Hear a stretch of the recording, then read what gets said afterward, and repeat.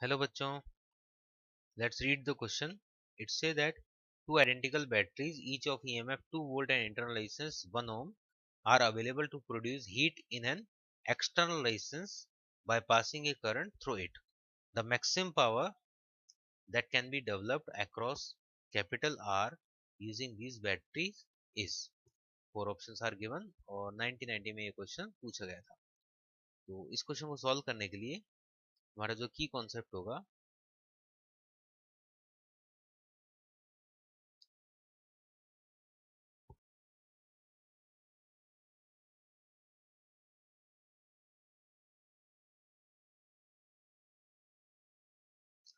वो होगा that for maximum power the small R should be equal to capital R. मतलब external resistance जो है वो इंटरनल के इक्वल होना चाहिए और इंटरनल रेजिस्टेंस क्वेश्चन में दिया हुआ है 1 ओम, लेकिन दो बैटरीज हैं तो 1 + 1 2 ओम हो जाएगा.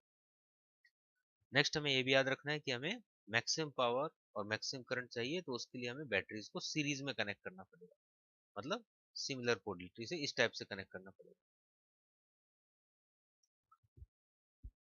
तो ये इसका सर्किट डायग्राम हो गया और यहाँ पर EMF 2 + 2 4, इंटरनल रेजिस्टेंस 1 + 1 2 ओम. ये हो गया capital R which is also 2 ओम. अब यहाँ पर जो इन्फॉर्मेशन गिवन है उसके अकॉर्डिंग हम करंट कैलकुलेट कर सकते हैं. एक तो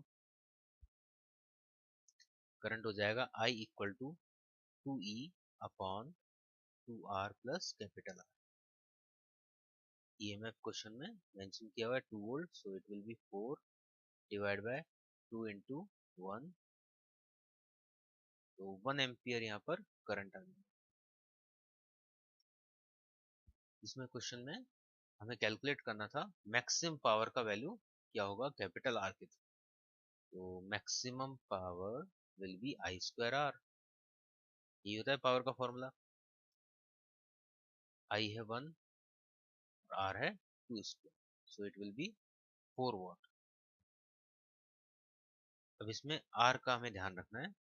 यहाँ पर जो करंट हमने कैलकुलेट किया है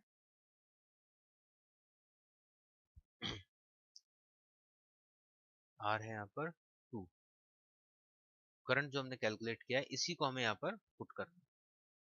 1² × 2, so it will be 2 watt.